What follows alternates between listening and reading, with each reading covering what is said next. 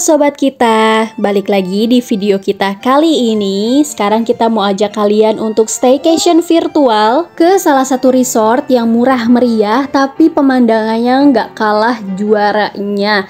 Kalau kalian staycation di sana, matanya bakal dimanjain banget sama pemandangan puncak yang cantik banget. Dan seperti biasa, jalan menuju ke sana itu lewat Jalan Raya Puncak, pasti udah pada familiar kan? Nah, dari sini tinggal andalin Google Maps aja, insya Allah gampang banget aksesnya karena nggak jauh juga dari jalan raya. Nah, kalau udah lihat lapangan hijau kayak gini dan di depannya banyak tukang dagang, nih lihat ya patokannya gang ini nih, kita masuk. Dari sini lokasinya udah deket banget, kurang lebih sekitar 1 kilometeran kali ya. Untuk akses jalannya sendiri motor friendly, mobil friendly, cuma nanti di beberapa titik itu ada jalan yang lumayan terjal pas mau masuknya sih, tapi itu cuma sedikit banget, sisanya jalanan kayak gini. By the way, resort yang mau aku inepin ini adalah resort syariah, jadi kalian nggak boleh bawa pasangan non halal nginep di sini, cuma boleh pasangan halal aja, jadi lebih family friendly sih kalau menurut aku ya. Dan akhirnya kita sampai juga nih sobat kita ke Kansa Resort by Urban View. Pas baru datang kita langsung disuguhin pemandangan yang cantik banget kayak gini. Ini vibesnya ala-ala Bali sih ya. Dan dari tampak depan ini ada cafe senja di Riverside. Jadi buat temen-temen yang nggak nginep di hotelnya bisa nongkrong dan ngopi-ngopi cantik di sini. Nah, pemandangan dari cafe ini juga nggak kalah cantik sobat kita. Menghadap ke pegunungan dan juga ada di pinggir sungai. Jadi bener-bener syahdu banget pemandangannya. Menu makanannya sendiri menurut aku di sini cukup variatif ya. Ini ada ice cream juga buat anak kecil, pasti demen banget deh.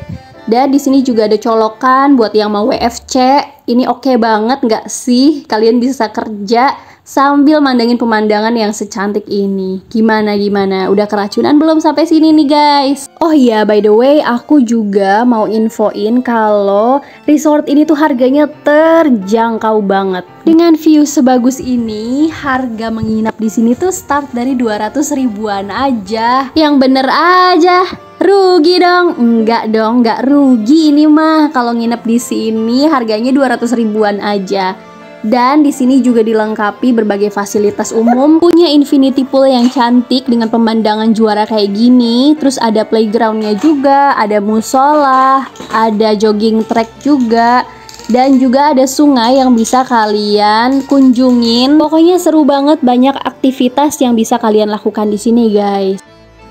Nah, itu ada pengunjung hotel juga yang lagi mau trekking ke sungai. Trekkingnya nggak jauh kok, 10 menitan juga udah sampai. Nanti kita akan lihat ya treknya kayak gimana. Nah, sekarang kita mau ke front office-nya dulu. Ini front office, tempat tadi kita check-in. Untuk check-innya sendiri menurut aku tempatnya nggak terlalu luas, tapi oke lah ya. Dan di sini proses check-innya juga cukup cepat. Cuma serahin KTP aja tanpa deposit apapun. Dan untuk parkiran motor dan mobil, ini bisa parkir di depan villa tempat kita menginap. Jadi konsep dari Kansa Resort ini sebenarnya villa-villa, tapi kamar-kamarnya tuh bisa disewain gitu. Jadi kita tuh nggak nyewa satu villa, tapi kita nyewa per kamarnya aja. Di area villanya ini hijau banget, tamannya cantik. Terus di sini juga ada playground mini yang cukup buat anak-anak main. Tapi karena musim hujan kali ya, jadi playgroundnya itu lumayan kotor, banyak lumpur-lumpur di atasnya. Semoga sih ini bisa dibersihin terus ya, supaya anak-anak yang main juga enak gitu. Bu ibu atau bapak-bapak yang lagi nungguin anaknya main bisa juga nih duduk-duduk di gazebo-nya. Nah, ini emang nggak terlalu luas ya tamannya, tapi menurut aku sih cukup ya buat main-main anak gitu ya. Kalau misalnya mau berenang tapi masih dingin, bisa nih main dulu di playgroundnya. Nah, sekarang kita mau bahas fasilitas lain, yakni musola. Di depan front office ini ada musola yang lumayan kecil sih, nggak terlalu gede. Buat pengunjung cafe bisa sholat di situ ya. Sebelum nge-review kamar yang kita tempatin, kita mau ngasih lihat dulu nih bangunan dari villa-villa yang ada di sekitar kita. Nah, ini tampak depannya seperti ini guys. Dan bangunan villa kita itu ada yang di paling belakang dengan posisi kamar di lantai atas. Villa ini juga bisa disewa secara keseluruhan. Jadi kalau kalian mau bawa keluarga besar bisa nih sewa satu villa langsung. Nah, dan ini kita mau review kamar kita. Tapi karena bentuknya villa ya, enaknya kita bisa dapat fasilitas kitchen. Buat kalian yang mau bawa Indomie bisa dimasak di sini nih. Peralatan makannya juga cukup lengkap, mulai dari piring, gelas, sendok, garpu, itu semua ada. Dan di sini juga dilengkapi dengan peralatan masak yang cukup oke menurut aku ya, cukup lengkap. Nah, ini tinggal dibuka aja di bagian lemari yang atas. Di sini ada kuali dan lain-lain. Dan di sini juga ada kulkas 2 pintu buat kalian yang mau bawa bahan makanan yang simpel-simpel aja mungkin bisa ditaruh di sini. Nah, sekarang kita move ke bagian ruang tengah. Sebelum kita ke kamar nih, kita akan ngelewatin ruang tengah ini dulu. Nih, di bangunan ini ada 3 kamar. Dan kamar aku tuh yang paling depan, yang view-nya langsung menghadap ke pegunungan. Jadi, kayaknya sih kalau dari pemandangan, kamar aku paling oke lah di antara 2 kamar ini. Dan di sini juga punya balkon yang pemandangannya cakep banget. Nah, ini cuma sofanya udah kurang keurus ya, kayaknya kurang bagus gitu dilihatnya. Dan di sini juga balkonnya enak, menurut aku ini cukup bersih, nggak kotor, nggak gimana-gimana gitu ya. Menurut aku nggak apa-apa sih kalau misalnya teman-teman dapat kamarnya itu yang bagian belakang itu yang view-nya cuma genteng. Kalian bisa puas-puasin mandangin pemandangan dari balkon ini, karena ini tuh bisa diakses seluruh tamu kamar gitu. Dan pemandangannya secantik ini, gimana ya? Pokoknya ini cantik banget gitu. Kalau yang dilihat dari kamera sih menurut aku kayak kurang ya. Kalau kalian lihat langsung, pemandangannya tuh cantik banget. Nah, sekarang kita masuk ke kamarnya. Ini aku pesen kamar deluxe. Dan deluxe ini sebenarnya harga yang paling mahal, tapi paling mahalnya aja masih 250 ribuan gitu. Di sini bedanya kita punya pemandangan yang paling bagus sih di antara kamar-kamar lainnya. Dan ini menghadap ke pegunungan langsung gitu. Jadi pas bangun tidur tuh langsung mandangin gunung yang secantik itu. Tadi ya untuk fasilitasnya toiletnya standar kayak gitu, water heater aman. Dan kamarnya juga nggak banyak peralatan gitu ya, nggak banyak perabotan, cuma kasur sama lemari aja. Nah ini nih juaranya tuh di sini, kayak wow 200 ribu bisa dapat view segini cantiknya tuh di mana lagi kan ya. Terus nih yang bikin aku seneng banget, kamar ini tuh udah dilengkapi Smart TV guys. Jadi kalian tuh bisa nyantai ngeliatin pemandangan sambil nonton Netflix, YouTube, dan berbagai channel-channel domestik dan internasional. Nah, untuk menu makanannya bisa dilihat ya. Nih di pause dulu boleh di sini, bisa scan barcode juga kalau mau pesen untuk dimakan di kamar.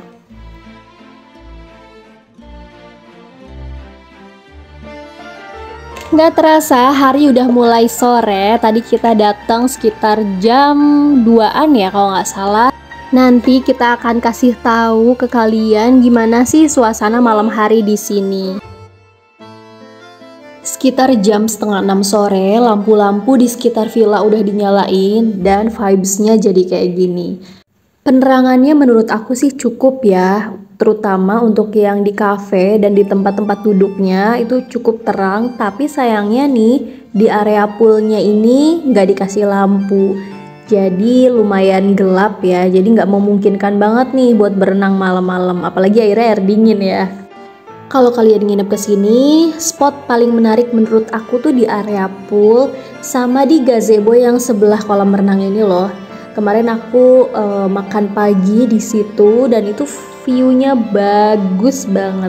Terus makannya juga bener-bener puas karena sambil mandangin pemandangannya yang cantik banget. Ini aku nggak bosen-bosen ya bilang kalau pemandangannya secantik itu, emang bener kayak di lukisan gitu. Nah ini trek menuju ke sungai. Besok juga aku akan coba untuk turun ke sungainya. Nanti kita lihat ya gimana suasana di sana.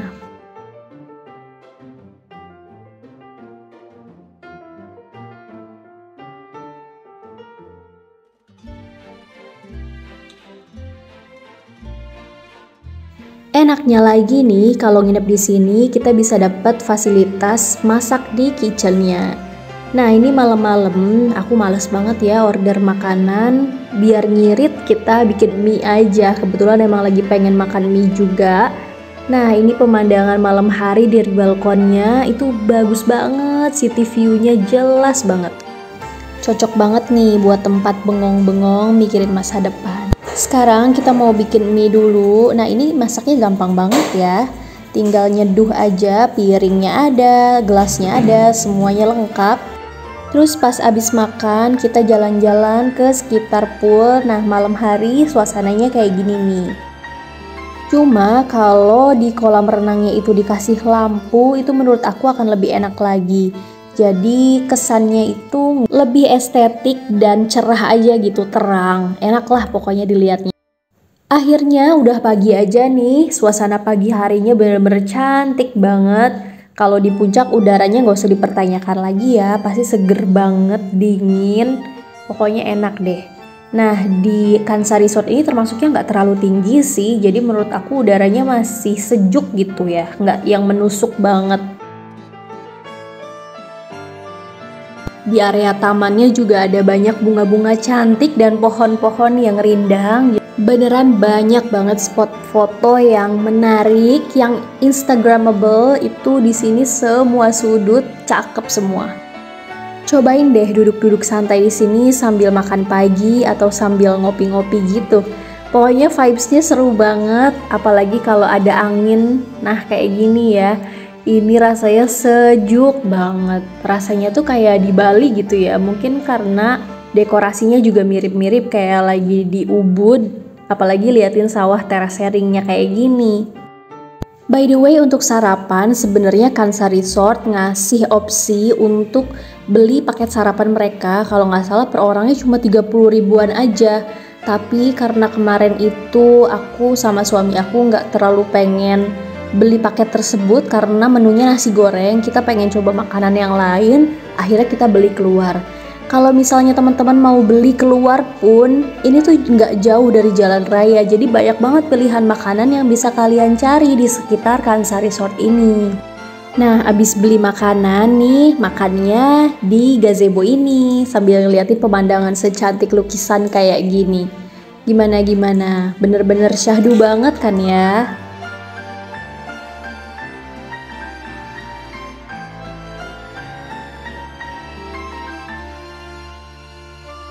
Kansa Resort ini juga menurut aku kids friendly banget karena anak-anak pasti enjoy deh staycation di sini.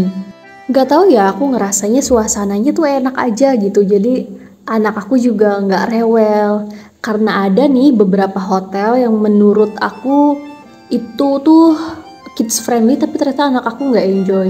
Nah, mungkin pengalaman kayak gini memang beda-beda ya setiap orang. Tapi di Kansa Resort ini aku ngerasa vibes-nya emang enak banget.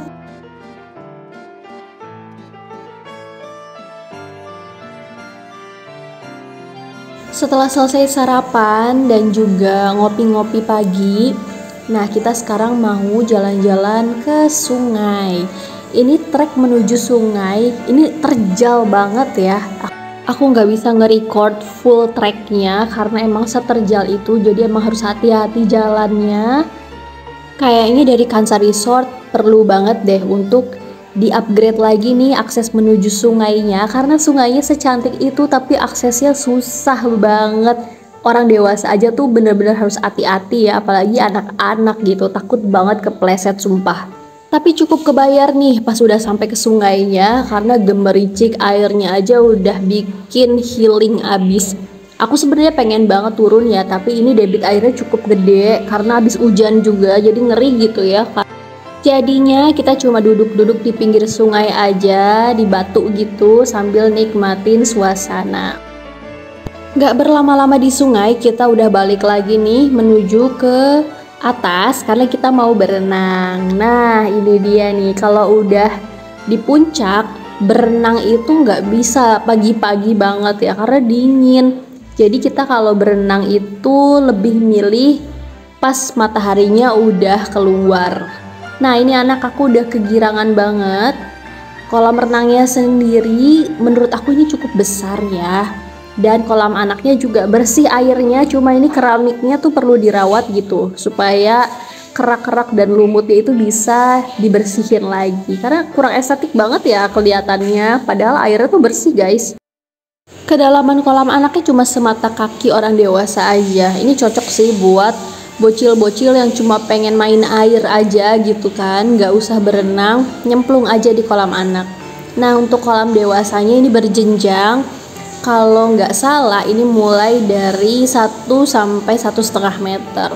Nah untuk kebersihannya sendiri menurut aku kurang bersih ya, karena nih lihat ada kodok. Pihak Kansa Resort mungkin bisa diperhatikan ya kebersihan poolnya, karena sayang banget masa ada kodok sih di pool sebagus itu. Sebelum check out kita nyempetin dulu untuk main ke kafenya, pesan cireng rujak sama red velvet. Menurut aku ini cirengnya enak, ya namanya cireng mah enak aja ya, anget-anget apalagi. Terus minumannya juga enak, no complain sih, ini rasanya enak. Dan sampai sini dulu jalan-jalan kita kali ini. Lain waktu kita jalan-jalan lagi ya ke tempat-tempat seru lainnya. Sampai jumpa di video selanjutnya.